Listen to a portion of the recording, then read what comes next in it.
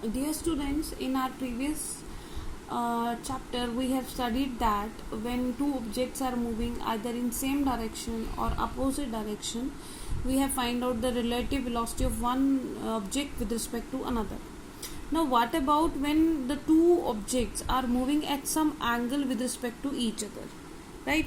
So in that case, when we find out the relative velocity of one object with respect to another, we say that that is the relative velocity in name. Now let us consider the two vectors that VA is represented by OQ and VB is represented by OP, right?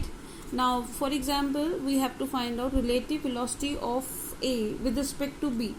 Now rememorize the rule in which we have studied that when we need to find out velocity of one with respect to another, the negative of that vector is to be added to the first vector as well as to the vector same. Now since we want to find out the relative velocity of A with respect to B, so what we will do, we will add minus VB to VA as well as VB. Now when we add minus VB, so this will be added at this point, right? So this is minus VB. Now suppose this angle is theta, so in that case that angle will be 180 minus theta. Now in that case relative velocity can be calculated by calculating its resultant velocity. So that will be calculated by using triangle law of vector addition or parallelogram law of vector addition. Here you can see the two vectors are represented by two sides of a parallelogram. Then the resultant is given by the diagonal.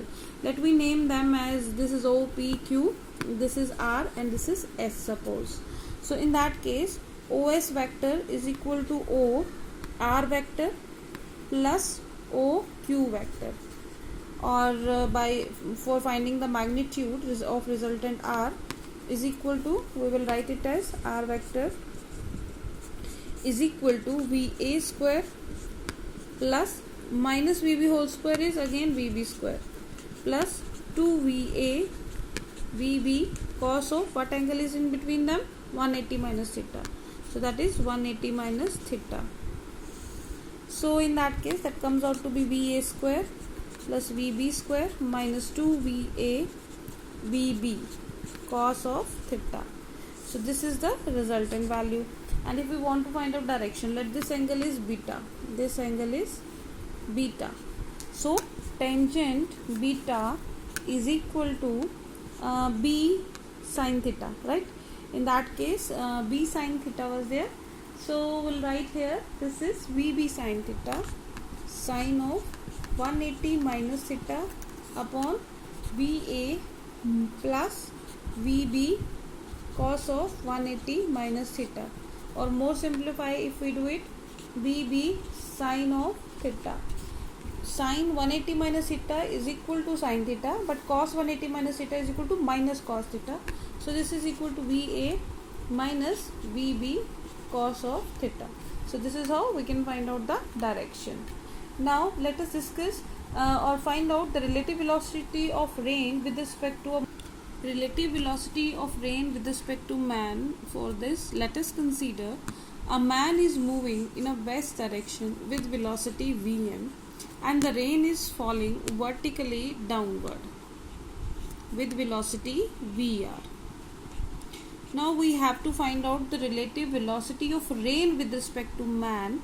So we have to bring man to be at rest by imposing negative of Vm to Vm as well as to the velocity of rain.